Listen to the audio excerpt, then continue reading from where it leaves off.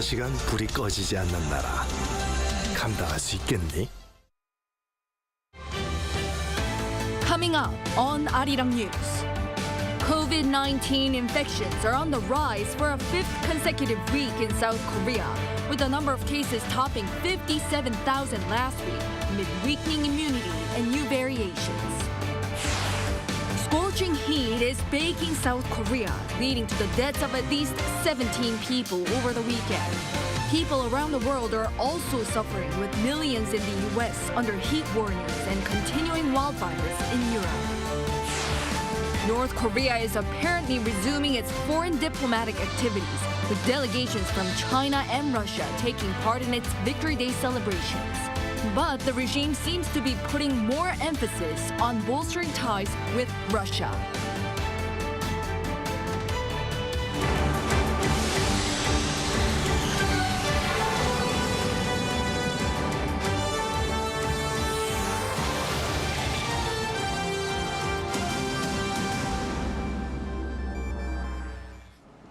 Good evening. It's 9 p.m. here in Seoul. Thank you for joining us on Arirang News. We start with the rebound in COVID-19 cases here in South Korea. Infections have been on the rise for weeks now, with the number of cases last week topping 57,000. This due to more variants and the hot weather. Moon Hye-ryung reports. COVID-19 is showing a resurgence here in South Korea, with the number of cases rising for 4 weeks straight, which could throw a wrench in the government's plans to lower its risk rating. Data released by the Central Disease Control Headquarters on Sunday show that cases rose by more than 35% during the third week of July compared to the week before. Figures for July have shown significant increases week by week, rising from just over 150,000 in the first week to the latest figure of 253,000, meaning that the number of cases has seen a more than 60% rise over 3 weeks. Daily figures are hovering near the 50,000 mark, hitting over 47,000 on July 19th. It's the highest daily tally seen in the country since November last year, when daily figures peaked above 54,000. The current dominant subvariant of the virus in circulation is XBB 1.5, and while the vaccine against this new strain is set to be made available in South Korea in October, the low vaccine rate seen last winter among those aged 60 and over means that this may not be so effective for herd immunity. Experts say that this, coupled with the hot weather, is contributing to the rise in cases. The rise in numbers can be attributed to the XBB strain, as well as the fact that the government has now proclaimed it an endemic, prompting people to return to normal life without masks. The heat means that more people are choosing not to wear masks too. The latest data comes as the government announced last Wednesday its plans to lower COVID-19's risk rating to the lowest level on the infectious diseases risk classification scale as part of its three-step endemic roadmap. Currently is ranked Class 2, which is the second highest rating alongside other highly infectious and high-risk diseases like cholera and tuberculosis. Being downgraded to Class 4 means that people will no longer have to report to the authorities within 24 hours of testing positive, and the indoor mask mandate at hospitals and nursing homes will be lifted. With it looking likely that numbers will continue to rise in the second half of the year, the government may need to form contingency plans. The number of cases will rise exponentially when the weather gets colder and less humid, and when school starts up again in September. The government's plans to halt testing and cut financial support doesn't seem appropriate at this stage. The Korea Center for Disease Control and Prevention will be monitoring the recent data and holding an advisory committee meeting before it implements the decision early in August. Moon Hye-ryung, Arirang News. Extreme heat here in South Korea has led to the deaths of at least 17 people over the weekend, with daytime highs in some areas reaching almost 39 degrees Celsius. And the heat wave is forecast to continue for a while. Our Song Yu-jin has more. The sweltering weather in South Korea over the weekend has led to the deaths of at least 17 people. Most of those who passed away were in their 60s or older, and some were even found dead either inside greenhouses or on farms. Heat wave alerts have been in effect for several days across most parts of the country, leading to people suffering from heat stroke, heat exhaustion, and heat cramps. South Korea is currently under the effects of the North Pacific high-pressure system and the Tibetan high-pressure system. Both are warm, which is why we're experiencing this heat wave. But there are no signs of relief from this scorching heat. So the country felt the scorching heat on Monday as well, with daytime high temperatures ranging between 29 to 35 degrees Celsius. Here in capital Seoul, the mercury soared to 34 degrees Celsius. But due to intense sunlight and high humidity, the Korea Meteorological Administration has warned that it'll feel even hotter. The KMA predicts that blistering temperatures will persist for more than a week, with daytime highs expected to exceed 33 degrees Celsius until next Thursday. In light of this extreme heat, the Ministry of the Interior and Safety has taken action, ordering local governments and relevant authorities to come up with measures to ensure the safety of 3 vulnerable groups during this period. These include elderly farmers, elderly individuals living alone, and outdoor construction workers. People are advised to avoid outdoor activities as much as possible and keep themselves hydrated. For those working on farms, it's important to avoid working for long hours and working alone and stay away from greenhouses. 송유진, Arirang News. And the world is also reeling under blistering heat, with this July likely to be the hottest month on record globally. Millions in the U.S. are under heat warnings while a typhoon has hit northern China and wildfires are devastating Greece. For many in the U.S., it's just too hot to go outside. Tens of millions of people were under excessive heat warnings and oppressive humidity over the weekend, with the mercury rising well above 38 degrees Celsius in many parts of the country.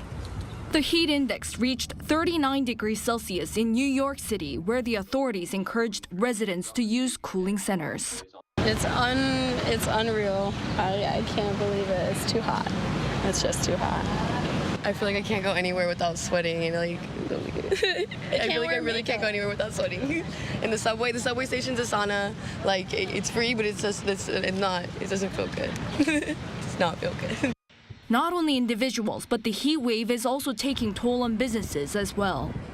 In Texas, which is experiencing record-breaking heat waves, those operating small and medium-sized businesses in the tourism, entertainment, and recreation sectors, where many work outdoors, worked 20% fewer hours from mid-June and mid-July this year compared to 2019 and 2022, according to an economist.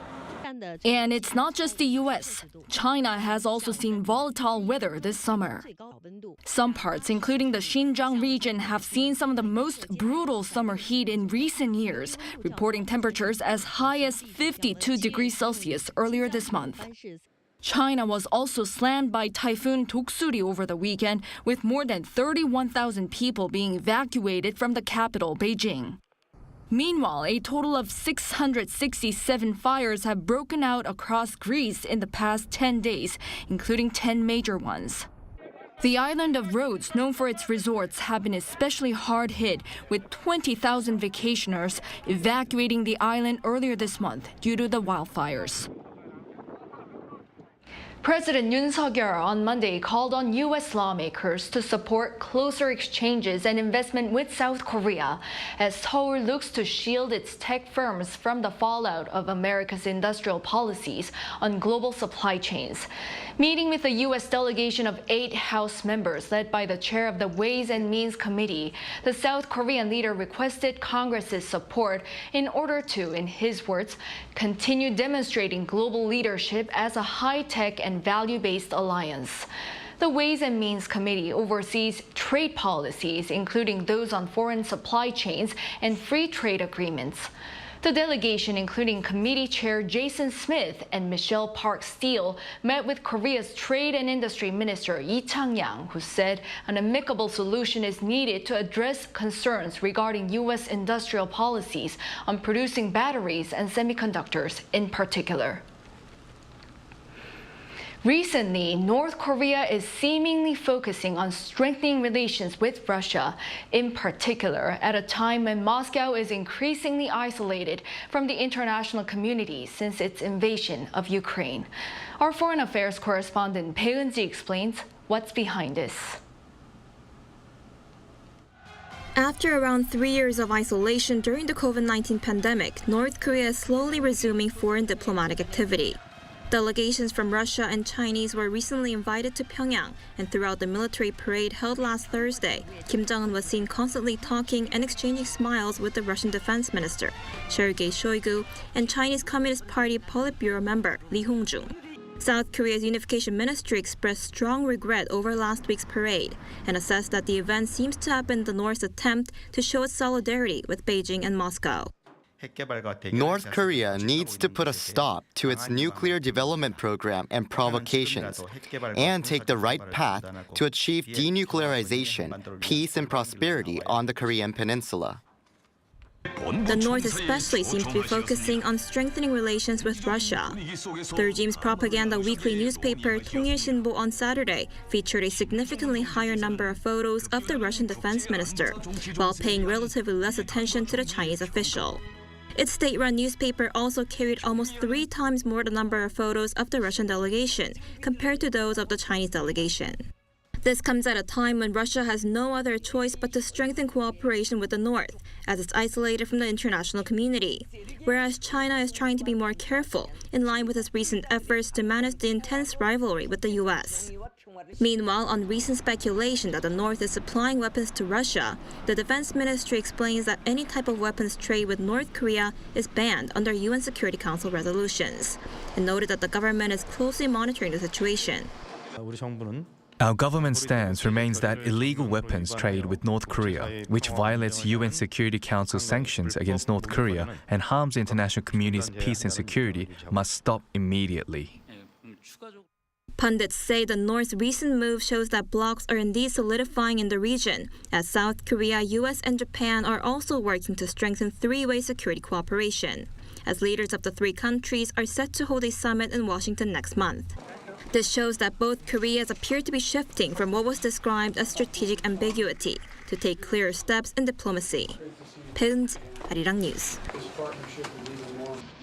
Marking the 70th anniversary of the Korean War armistice last week, delegations of 22 countries that fought alongside the South visited the country. Among them was the leader of Luxembourg, which had sent the highest proportion of troops relative to the country's population. Our Choi Min-jung sat down with the Luxembourg's PM. To commemorate the 70th anniversary of the Korean War Armistice Agreement last week, Luxembourg's leader Xavier Bettel visited South Korea together with a 93-year-old Korean War veteran, Leong Moyen. Speaking to Arirang News, Bettel said the anniversary was so important that he, as the head of his country's government, felt the need to come.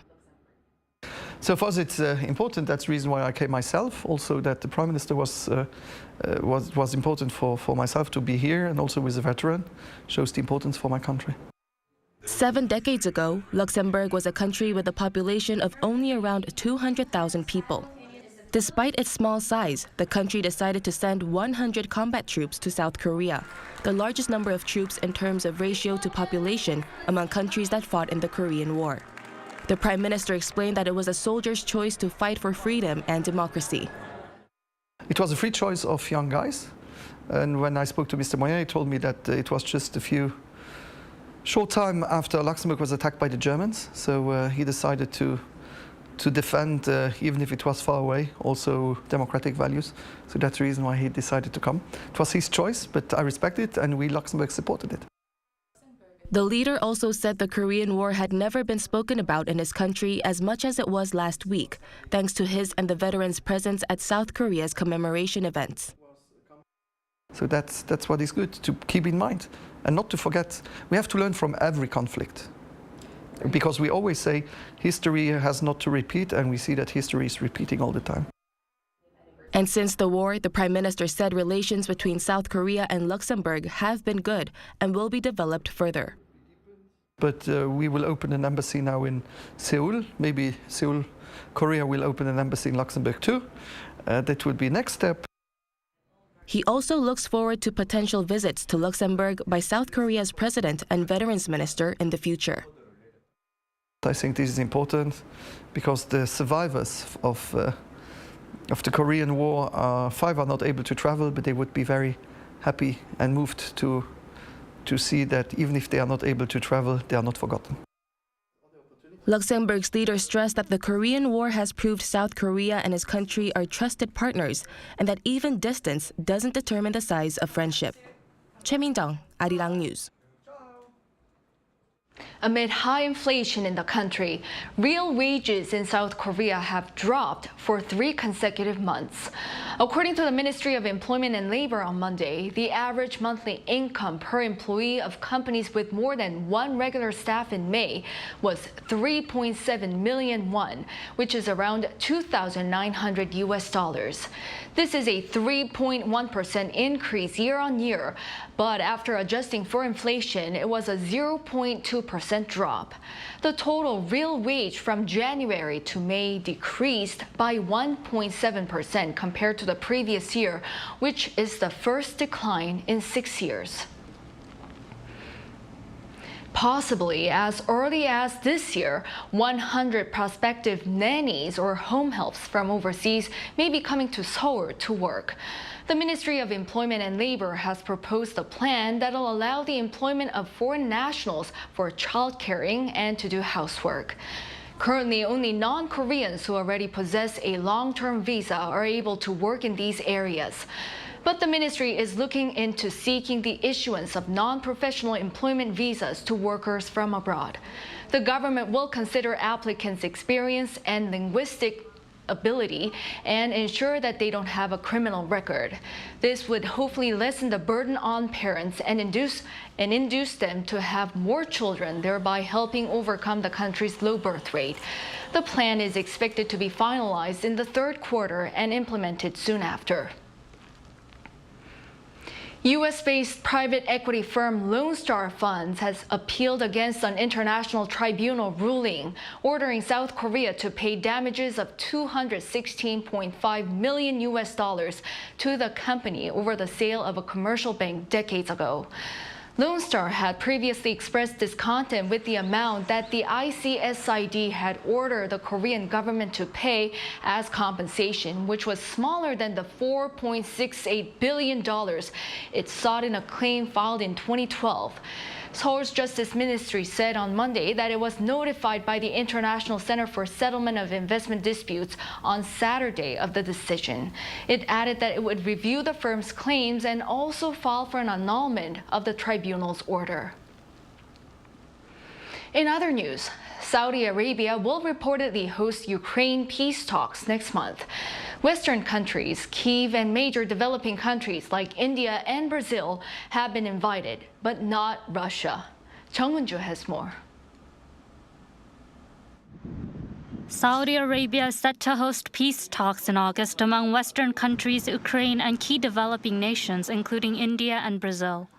The meeting comes as Europe and Washington intensify efforts to consolidate international support for Ukraine's peace demands.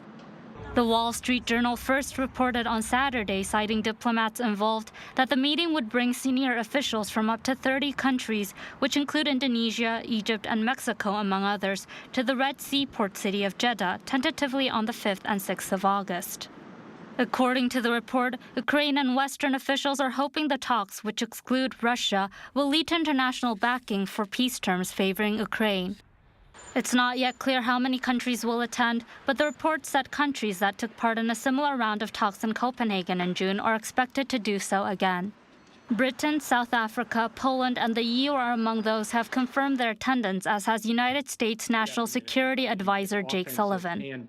Meanwhile, Russia has said it views peace talks with Ukraine would only be possible if Kyiv accepts the new realities, a reference to the country's claims to have annexed around a sixth of Ukraine. Conversely, Kyiv says negotiations with Moscow can only take place after Russia withdraws its troops. Ukraine has also previously said its 10-point peace formula should be taken as a basis, which further includes the restoration of its territorial integrity, the release of all prisoners, a tribunal for those responsible for the aggression, and security guarantees for the country. Arab nations have largely remained neutral since Russia launched the war on Ukraine in February 2022, in part due to their military and economic ties to Moscow. 정은주, Arirang News. Meanwhile, leaders in West Africa have given the junta in Niger 7 days to restore democratic rule and reinstate President Mohamed Bazoum. Yoon covers the conflict there. Last Wednesday, Niger's first democratically elected president, Mohamed Bazoum, was deposed by members of the country's military. With the country thrown into chaos, an emergency summit of the 15-nation Economic Community of West African States, ECOWAS, was held in Nigeria on Sunday. Describing the events as a hostage situation and an interruption to a properly elected government, ECOWAS demanded the immediate release and reinstatement of President Bazoum. The ECOWAS bloc not only suspended ties with Niger, but gave the military junta 1 week to cede power, warning that the use of force had been authorized. In the event the authorities' demands are not met within 1 week, take all measures necessary to restore constitutional order in the Republic of Niger. Such measures may include the use of force. ECOWAS and the 8-member West African Economic and Monetary Union have declared the closure of borders with Niger, which includes the banning of commercial flights, halting financial transactions, freezing national assets, and ending aid contributions. The military junta's ousting of the president in Niger marks the Sahel region's 7th coup in recent years. The people of Niger remain divided over the military takeover. There are those that stand behind President Bazoum, Niger's first ever democratically elected president, who came to power 2 years ago and is seen as one of the most pro-Western leaders in the Sahel, notably in the fight against Islamist insurgents. And then there are those in support of the coup, voicing discontent against France's interference in Niger's affairs, where, similar to events in neighboring Burkina Faso in September last year following a coup, protesters on the street were seen stomping on and burning French flags. These protesters also shouted support for Russian leader Vladimir Putin. These events coincided with a 2-day Russia-Africa summit in St. Petersburg, during which the Russian president promised the shipment of free grain to 6 African nations as he searches for allies and support against Western sanctions. International organizations are monitoring the situation, with concerns growing that Niger will be added to a growing list of military regimes in West Africa. Yoon, Arirang News. Shifting gears, K-pop girl group Blackpink has set a new record with the music video "Turuturu" reaching 2.1 billion views on YouTube. Announced by the band's label YG Entertainment on Monday, the milestone was reached approximately 5 years and 1 month after the song's release on June 2018. Surpassing 2.1 billion views has set a historic record as the best and fastest record for any K-pop group. Blackpink has been continuously breaking its own record on YouTube, living up to its reputation as the artist with the most YouTube subscribers in the world.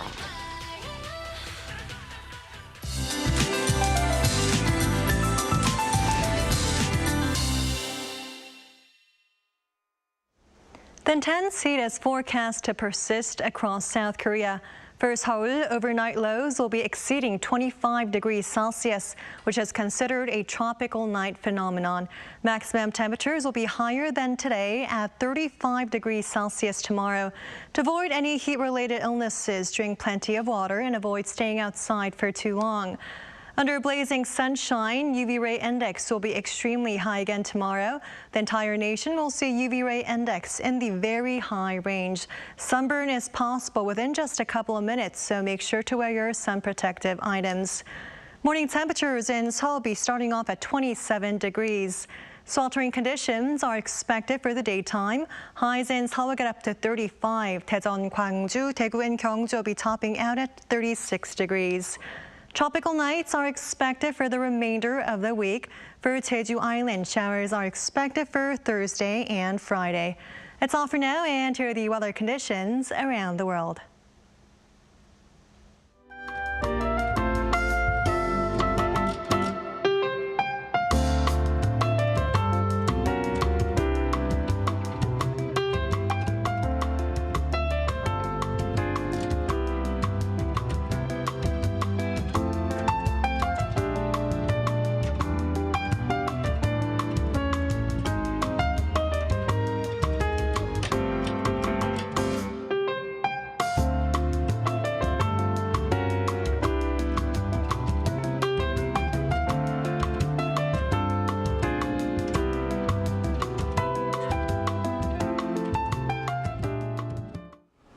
That is all for this Monday night newscast. Thank you for watching. We'll be back tomorrow with the most up-to-date news. Good night.